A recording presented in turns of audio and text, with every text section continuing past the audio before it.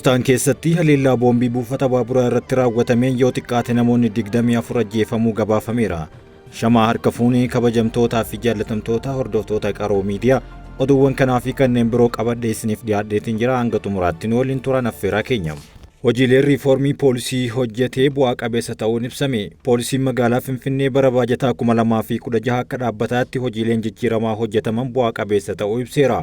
Poolisiin magaalichaa hoggantootaa fi miseensota bara 2016 keessa raawwii hojii gaarii galmeessaniif ergama isaanii bahataniif sagantaa beekamtii kennuu gaggeesseetiin jira.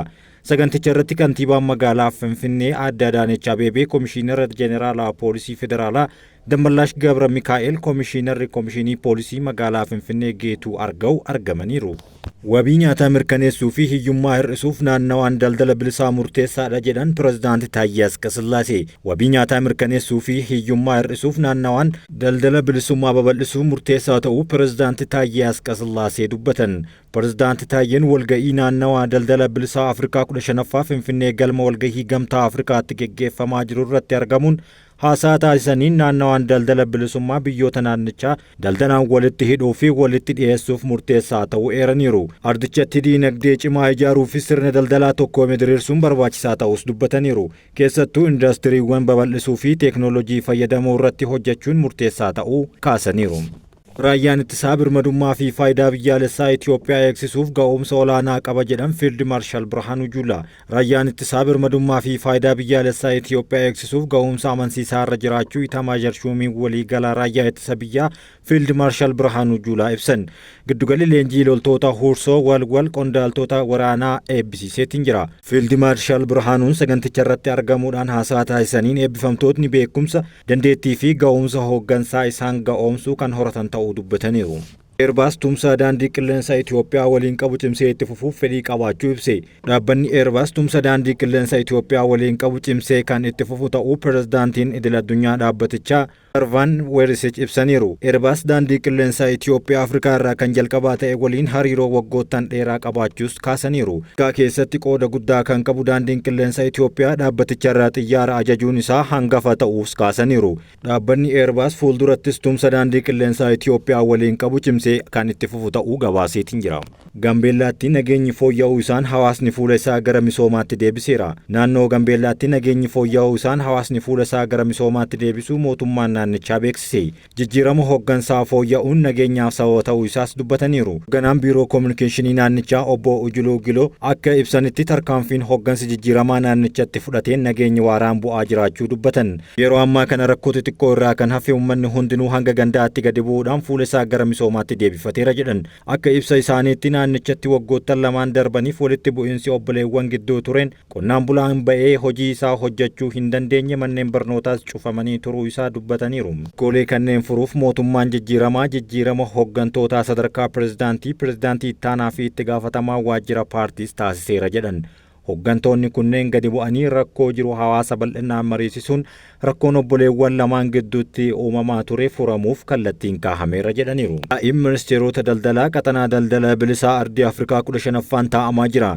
Yaa'iin ministeerota daldalaa biyyoota miseensa qaxanaa daldala bilisaa ardii Afrikaa 15ffaan galma walgahii gamtaa Afrikaatti taa'amaa jiraachuu ibsame. Ministeerri daldalaa fi walitti hidhamiinsa naannawaa Dr. Kaasawun Goofee wayita kana akka jedhanitti yaa'iin kun kallattiiwwan Afrikaa walooman bu'aa qabeessa taasisan argamsiisuuf rakkoolee furuu fi dhimmoota ijoo irratti mari'achuuf ni dandeessisa jedhan.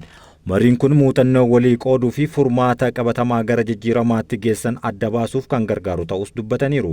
Itoophiyaan hirmaannaa seektara dhuunfaa investimentii kallattii alaa fi dijitaalaa tiraansfoormeeshinii jajjabeessuun riifoormii guddina irratti xiyyeeffatte gaggeessaa akka jirtu ministeerichi dubbataniiru. Qaxanaan daldalli bilisaa Afrikaa tajaajilootaa fi daldalli meeshaalee gabaa waloo uumuuf carraa guddaa fiduu isaanii biyyoota miseensotaa gidduutti daldala si'achiisuun indastiriyaalaayzeeshinii ijaaruun kan uumudha jedhan. Itoophiyaan tumsoota Afrikaatti taasifaman kamiyyuu mirkanaa'uu wabii nyaataa indastiriyaalaayzeeshinii fi ijaarsa diinagdee irratti biyyoota miseensotaa waliin dhaabbachuun qooda ishee akka baatu ibsuu isaanii odeeffannoon ministeericharraa argame ni mul'isa. Gara oduu biyya alaatti yoo dabarru afyaa'een dureewwan Ameerikaa Naansi Peeloosi Dimookiraatonni filannoo mo'amuuf Baayiden komatan. Afyaa'een duraanii mana maree bakka bu'oota uummata Ameerikaa Naansi Peeloosi otoo Baayiden dorgommii keessaa dafee baheera ta'ee silaa warri Dimookiraatota mo'amuuf carraa hin qaban jechuun gabaasteerti. Peeloosiin Washington keessatti nama siyaasaa jabduu taate gaazexaa Niiw Yoorkitti akka himte otoo pirezidaantichi dafee dorgommii keessaa baheera ta'ee kaadhimamtoonni biroo carraa kana argatu ture jette. Dimookiraatonni filannoo kibxata darbee mo'amuun booda quba walitti qabuun kan Peeloosii kun isa boodaati.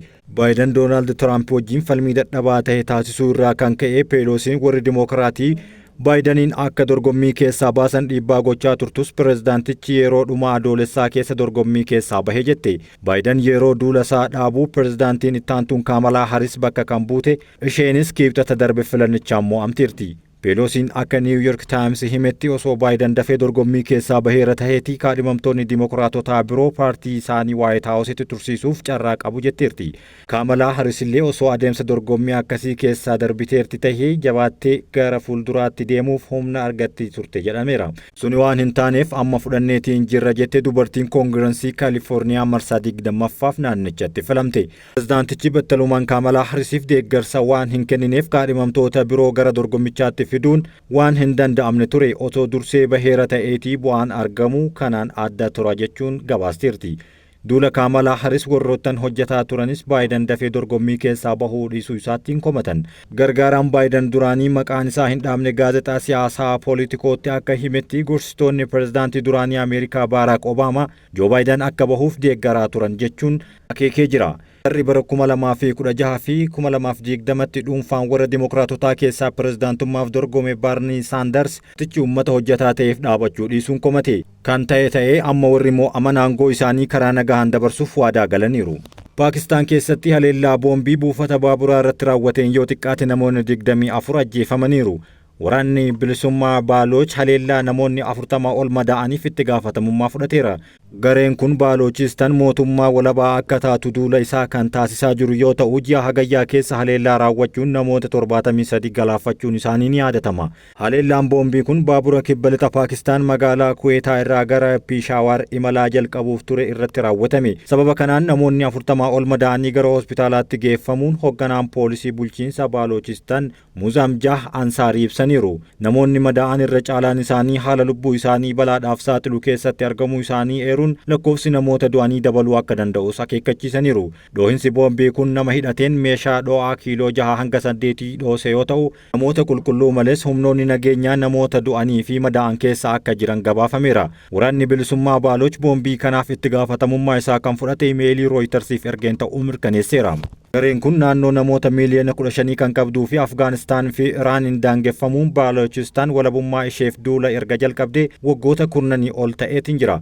Boba'aa fi qabeenya albuuda birootiin kan badhaate Baalochistan haqa malee fayyadamaa jirti jechuun gareen kun irra deddeebiin dhaabbilee mootummaa Paakistaanii fi hojjettoota irratti haleellaa raawwachaa tureera. Baatii hagayyaa bara 2024 keessa hidhattoonni garee kanaa buufataalee poolisii fi buufata baabura bulchiinsa Baalochistan haleellaa raawwachuun yoo xiqqaate namoonni 73 ajjeefamaniiru. Gareen finciltootaa kun pirojektoota albuuda warqee fi sibiila diimaa Chaayinaan baasuuf eegaltee fi ijaarsa buufata doonii dhorkuuf kaayeffatee haleellaa geggeessaa jira. Haleellaan garee kanaa kun misoomsitoonni gara qabeenya albuudaa badhaatee Baalochistaan akka hin seenne dhorkuu qofa osoo hin taane lubbuu namoota qulqulluu hedduus galaafateera. Kabajamtootaa fi jaalatamtoota hordoftoota qaroo miidiyaa oduuwwan keenya ammaaf qabanne kan hanga ammaatti turanii oduu dursuun isin waliin kan ture Anamiin Shubbiseeti. Hanga dhumaatti nu daawwachuu keessaniif galatoomaa.